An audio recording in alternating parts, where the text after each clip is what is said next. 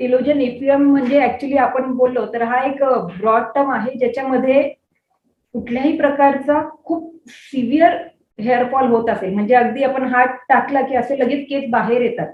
So that is what we call telogen effluvium, ज्याच्यात खूप सारे केस पेशंटचे नॉर्मल लेवलपेक्षा अति प्रमाणात आपण बोलू त्याला प्रचंड हेअर लॉस होत आहे. जेव्हा पेशंट आपल्याला हा शब्द वापरतो की मला खूप प्रचंड हेअर लॉस होत आहे, आपण याला टेलोजन इफ्युएम बोलू शकतो. कारण आता आपण ओव्हरऑल हेअर लॉस बद्दल सगळ्यात पहिले जाणून घेऊ की हेअर लॉसचे काय कारण आहेत.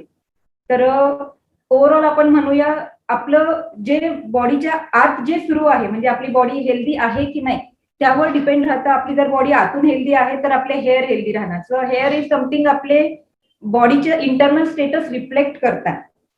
तर हेअर फॉल केव्हा होणार, आपल्या बॉडीमध्ये काहीही कुठल्याही प्रकारचा प्रॉब्लेम आहे, कुठलाही आजार आहे, तर तेव्हा आपल्याला हा हेअर फॉलचा प्रॉब्लेम सुरू होतो. तर टेलोजन इफ्युएम मध्येही तसंच आहे. जेव्हाही आपल्याला किंवा मेजर इलनेस झालाय किंवा खूप हाय ग्रेड फीवर आपल्याला झाला तर त्याच्या 2 ते 3 महिन्यानंतर आपण सडन हेअरफॉल अनुभवतो.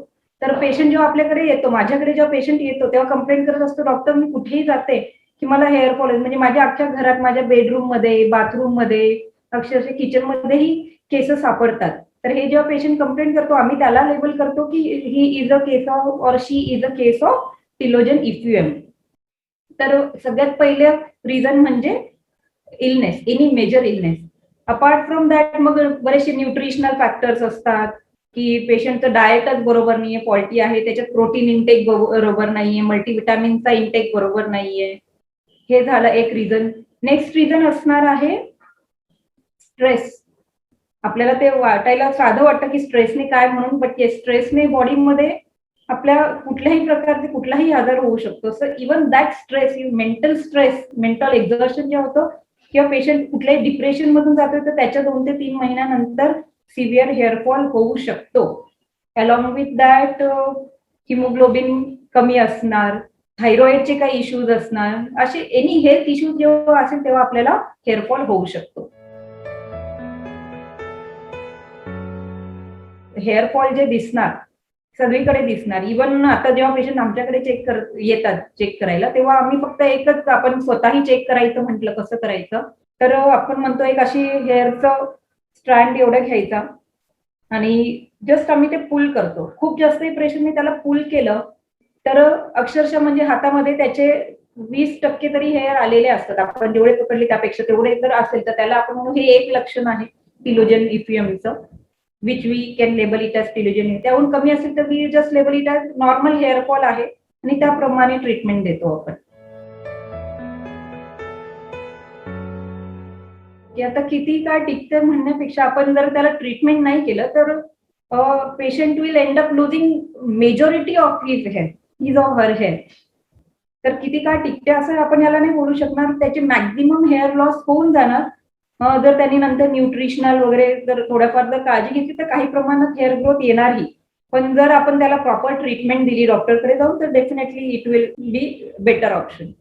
तर त्याला आपण असं किती काळ चालणार हे नाही लेबल करू शकत, because it is a on going process. ते चालतच जाणार जोपर्यंत आपण त्या प्रॉब्लेमला सोल्युशन किंवा त्याला ट्रीटमेंट करत नाही तोपर्यंत.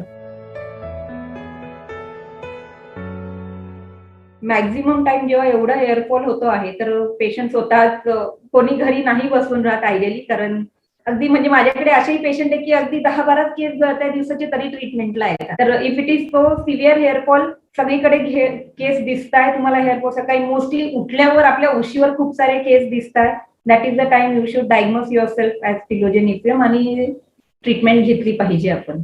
तर त्याला आपण स्पेसिफिकली अजून काही सिव्हिअर हेअरफॉल आहे, you should go and get it treated आणि specially you should get it evaluated. आता मी बऱ्याचशा बघते, म्हणजे माझ्या फेसबुक प्रोफाईलवर पण आता काही आमचे व्हॉट्सअप ग्रुप्स आहेत तर त्याच्यावर बऱ्याचदा असतं की I have a hair fall issue आणि what should I do for it, असं फ्रेंड्सला सजेशन विचारलं असतं कॉमन ग्रुपमध्ये, लेडीज ग्रुपमध्ये. आणि अक्षरशः ते फोटोही असतात असे, फरचीवर एवढे केस जमले, मग मी पिशवीमध्ये एवढे जमले, आज माझे एवढे केस गळाले असं म्हणून. तर that is not the forum I will say. असे जेव्हा होत आहे तर त्याला डायग्नोज करणंही गरजेचं का होतोय. बरेचसे फ्रेंड सांगता हा तेल लाव याच्याने होईल, हा शॅम्पू यूज करा, थोडासा डॅन्ड्रफ असेल, हे असेल ते असेल. So that is not the solution for it. तर इव्हॅल्युएट करणं रूट कॉज काय, त्याच्यासाठी आपण काही पर्टिक्युलर ब्लड इन्व्हेस्टिगेशन करतो, ज्याच्यामध्ये हिमोग्लोबिन कसं आहे, थायरॉइड कसं आहे, अजून काही इश्यूज आहे का, टायफॉइडचा प्रॉब्लेम कधी झाला होता का, किंवा any such kind of illnesses जे आपण हे डॉक्टर म्हणजे आले तुम्ही क्लिनिकमध्ये की ती हिस्ट्री विचारणार की काय झालं होतं, गेल्या 6 महिन्यांपासूनची आम्ही हिस्ट्री विचारत असतो इन दिस केस, आणि त्यावरून आपल्याला ते डायग्नोसिस होतं आणि ते डायग्नोसिस करून त्याला क्युअर करणं ही त्याची ट्रीटमेंट आहे. कोविडमध्ये आपण जसं आता पहिलेही डिस्कस केलं की ओव्हरऑल आपलं वेलबिंगला प्रॉब्लेम होतोय, आपलं म्हणजे each and every system of our body is affected after COVID. आणि त्याच्यातच बरोबर हायग्रेड फीवर ही येतो आपल्याला. जेव्हा आपल्या बॉडीमध्ये हायग्रेड फीवर आला, it has impact on our hair roots. आपल्या हेअर रूट्सला त्या लेवलला तेव्हा डॅमेज होत असतो. आज मला जर का खूप हायग्रेड फीवर आला की त्या दिवशी माझे hair follicles, hair roots damage होणार आहे. तर हे जेव्हा ते डॅमेज होता तेव्हा तो डॅमेज झाल्यानंतर त्या केसाला शेड व्हायला ऍटलिस्ट 3 महिने लागतात. तर बऱ्याचदा आम्ही बघतो पेशंट जेव्हा खूप सिव्हिअर हेअरफॉल तर त्यांच्या हिस्ट्रीमध्ये लास्ट 3 मंथ्स मध्ये काहीतरी त्यांना कुठल्याही कारणाने हायग्रेड फीवर आलेला असतो. तर कोविड मधला जो हायग्रेड फीवर आहे त्याच्यामुळे हेअरफॉलचं प्रमाण वाढतं.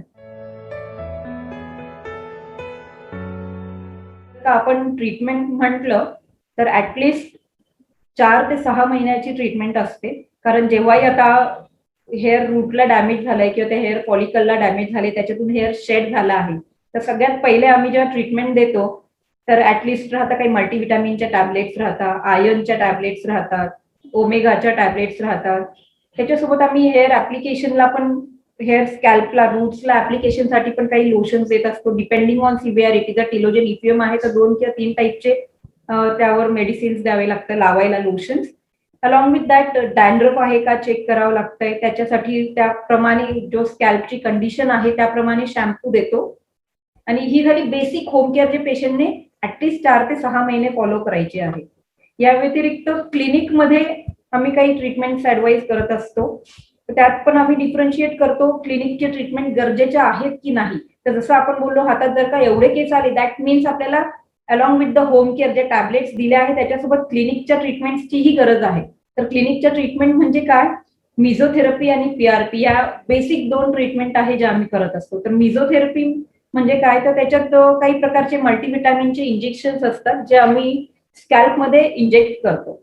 अगदी आपण म्हणू ऍक्युपंक्चर सारखं असतं, इन्शुलिन सिरिंज असतं, एकदम बारीक सुई असते त्याची, म्हणजे डोळ्यांनी पटकन दिसणारी नाही एवढी बारीक ती सुई असते. कारण काहींना भीती वाटते की ते इंजेक्शन देणार म्हणजे काय, किती दुखणार. So it's not like that. Acupuncture सारखं आपल्याला फक्त फील होतं की तिथे काहीतरी प्रिक होतंय माइल्डचं, असं म्हणून बरेचसे पेशंट झोपून सुद्धा जातात. तर ती एक ट्रीटमेंट आहे जी आम्ही दर 15 दिवसातनं एकदा ऍडवाइज करतो, ज्याच्यात मल्टीव्हिटॅमिन्सचं एक कॉकटेलच म्हणतो आम्ही जे त्याच्यात असतं. डायरेक्ट हेअर रूट्सला त्यांनी एक बूस्ट भेटतो हेल्दी व्हायला. आणि दुसरी ट्रीटमेंट आहे पीआरपी. पीआरपीचा फुल फॉर्म आहे प्लेटलेट रिच प्लाझ्मा. तर प्लेटलेट रिच प्लाझ्मा आम्ही मिळवतो पेशंटच्या ब्लड पासून. जसं तुम्ही रक्त टेस्ट करायला जाता लॅबमध्ये तेव्हा ते ब्लड घेतात तशाच टाईपने ब्लड घेतो. अराउंड 8 ते 9 ml ब्लड घेतो आम्ही. त्याला लॅबमध्ये आम्ही प्रोसेस करणार एका टेस्ट ट्यूब मध्ये, त्यातनं प्लेटलेट सेपरेट करणार आणि तो त्या ज्या सेपरेटेड प्लेटलेट्स आहेत त्या आपण अशाच पद्धतीने इंजेक्ट करायच्या. याने काय होतं, त्या प्लेटलेट्समध्ये खूप सारे ग्रोथ फॅक्टर्स असतात, एन्झाईम्स असतात, ज्याने ते केसाचे जे मुळं आहेत म्हणजे ज्यांना डॅमेज झाला होता ते परत हेल्दी होतात आणि त्या नरिशमेंटमुळे परत त्यातून नवीन केस फुटायला त्यांना बूस्ट भेटतो. तर ह्या 2 ट्रीटमेंट्स मी बऱ्याचदा सांगते अल्टरनेट सेशन्स करूया आपण दर 15 दिवसातनं एकदा. अशा कमीत कमी 6 ते 8 ट्रीटमेंट घेतल्या की बऱ्यापैकी त्या केसांना म्हणजे त्या मुळांना एवढी स्ट्रेंथ आलेली असते त्यातून नवीन केस स्प्राउट करण्यासाठी. तो एकदा न्यू हेअर बाहेर आला की डेफिनेटली मग त्याच्या पुढे जे आपण टॅबलेट्स वगैरे घेतोय त्याने पण पुढे मदत होत जाते. So these 2 treatments are must when it comes to telogen effluvium. Normal hair fall आहे, दिवसाचे तुमचे 50-60 केस जात आहे, तर फक्त बेसिक मल्टीव्हिटॅमिन्स वगैरे जे देतो आम्ही त्यांनी होऊन जातं clear. But in telogen effluvium आपल्याला tablets, hair lotions and mesotherapy and PRP या तिघांचं कॉम्बिनेशन करूनच बेस्ट रिझल्ट येणार आहे.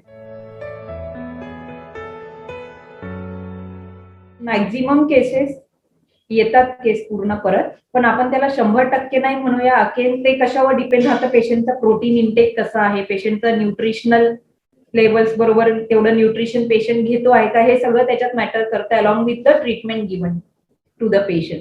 तर जर तेवढ्या प्रॉपर ट्रीटमेंट फॉलो केल्या आहे तर रिझल्ट नक्की येणार. 90 to 100% आम्ही कमिटमेंट देतो, बट त्याआधी आम्ही इव्हॅल्युएट करतो आणि इव्हॅल्युएट करूनच पेशंटला तीही माहिती दिली जाते की तुम्ही किती रिझल्ट एक्सपेक्ट करा. प्रत्येकाला 100%च रिझल्ट येणार आहे असं नाही, but yes, result are very good and patients are very happy after the result.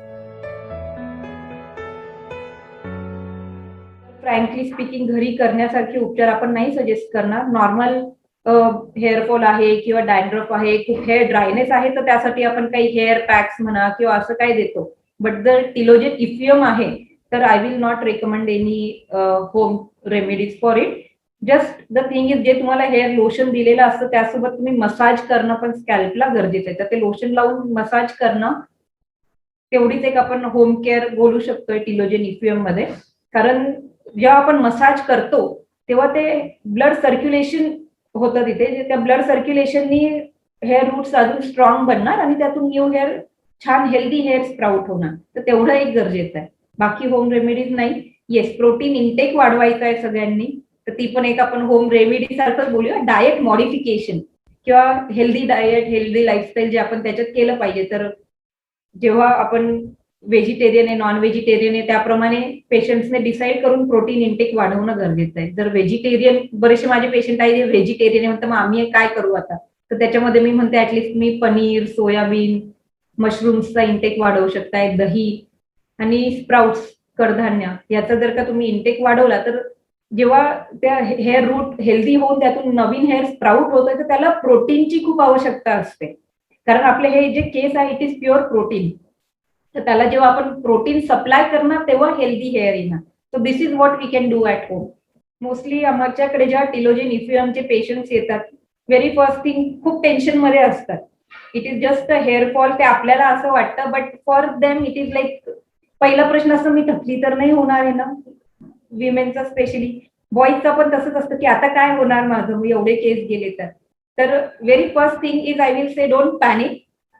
Hair जसे जात आहेत पण त्याचे हेअर रूट्स आत असतात, फक्त वरून हेअर शेड होऊन जातं, रूट आत राहतो, तर त्यातून आपण नवीन हेअर परत स्प्राउट करू शकतोय. So it is not like आता परत केस येणार नाही. So don't panic, don't take stress, कारण त्या स्ट्रेसने अजून हेअर फॉल होणार. म्हणजे माझ्याकडे अक्षरशः काही पेशंट असे की येऊन रडायलाच लागतात, माझे एवढे हेअर फॉल होतोय, मी काय करू आता. So don't take that much of stress, that is what you can do. केस गेले तसेच परत येणार सुद्धा आहे विथ प्रॉपर ट्रीटमेंट. तर प्रॉपर दिलेली ट्रीटमेंट फॉलो करा आणि होऊन जाईल सर्व नीट. ओनली थिंग इज तेवढं पेशन्स लागतं ट्रीटमेंटला हेअरच्या. तुम्ही 4 ते 6 महिने ट्रीटमेंट कंटिन्यू करावीच लागते. पहिले 2 महिने जे असतात ट्रीटमेंटचे, it is just we say as loading dose देत असतो आपण मेडिसिन्सचा. तर त्याच्यात फक्त तुमचे हेअर रूट हेल्दी होते, आपल्याला केस हेल्दी झालेले दिसत नाही, केसांचं गळणं तेवढं सुरूच राहतं. तर त्या फेजमध्ये पेशन्स ठेवणं खूप गरजेचं आहे. बऱ्याचदा असं होतं, मी आज ट्रीटमेंट दिली, पेशंट 1 महिना तर चालू, मॅडम मला अजून काहीच फरक पडला नाही, मी काय करू आता. तर तसं नाहीये, 2 महिने लागतात. मी तेव्हा फक्त परत 1 महिन्यानी काउन्सिलिंगच करते की ओके काही प्रॉब्लेम नाही, तुम्ही सेम कंटिन्यू ठेवा, आपण अजून 1 महिन्यानी भेटूया. आणि तेव्हा अजून 1 महिन्यानी म्हणजे टोटल 60 डेज नंतर पेशंट येतो तेव्हा हॅपी असतं, हो माझे केस गळणं आता थांबलं आहे. तर हे एक फर्स्ट स्टेप येते ट्रीटमेंटची की केस गळणं थांबलंय. त्यानंतर मग पुढे येणार की हा आता थांबलाय ना, आता नवीन केस ग्रोथ पण सुरू होणार आहे. तर पेशन्स ठेवा ट्रीटमेंटमध्ये आणि डॉक्टरमध्ये फेथ ठेवा, ट्रीटमेंट करताय तुम्ही तेव्हा. That is what is required.